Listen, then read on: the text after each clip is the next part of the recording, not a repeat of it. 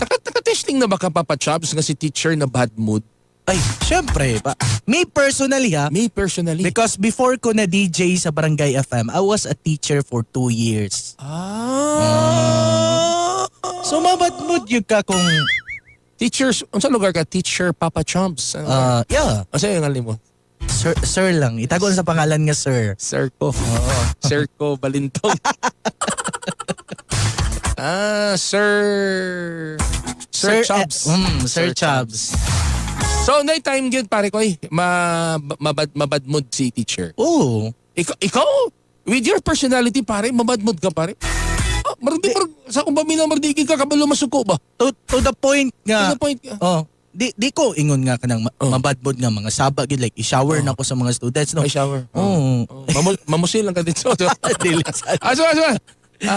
Namang good point nga. I mean, na-time nga kada bitaw when you give instruction or kanang naara po kay expectation gikan sa ilaha ba unya. Kung ikaw mugubiyan ka ana, then that is the time dayon nga nganong wala maninila na himo or nganong inani mo nang ilang binuhatan. So siyempre it's confusing for your part. Samot na bitaw pa RD if you can't control your emotion. Na kanang madala biton ani mo ganaw?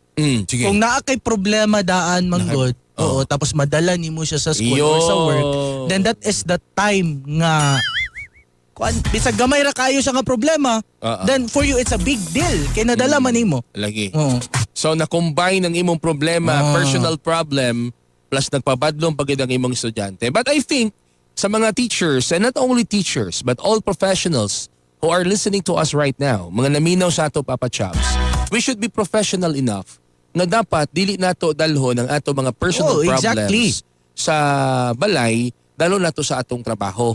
Because definitely, if dalo nato na siya Papa Chops, ato ging madala na sa atong trabaho and maapektuhan po at the same time ang atong relationship sa atong mga katrabaho. Yan, exact. Kung saan na lang lugar ang work under pressure, ana. Ngayon mong gibutang sa imong resume.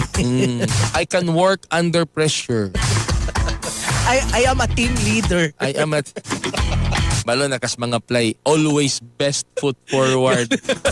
Tell me something about yourself. Pareha ng maestra, Papa Chops, di ba? Oh, there are times nga teachers, human beings as they are, pare.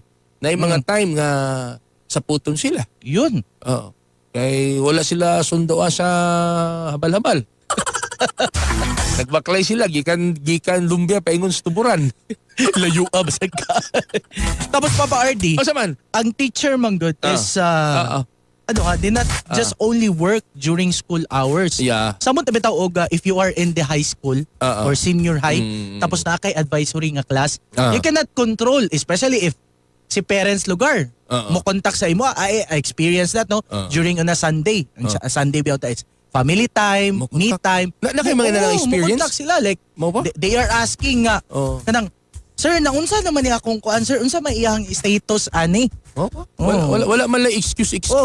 So ikaw lugar mismo nga kuan pagkay nga kanang ma'am, Domingo ra ba karon ma'am? So you need to answer the calls and you need to respond to their message even though it's late. But still no, kuan man siya pa party. Mo man ang ginatawag nga they are not just only teachers but they are a second parents to those students or sa mga students. You know what? Kung lamang kay teacher nga naminaw karon, although natoy nag-viral nga video, Papa Chops, sa TikTok nga nangasaba si teacher.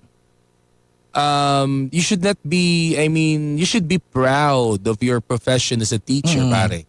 Kaya kanang mga nangahimong presidente, engineer, doctor, DJ. lawyer, DJ.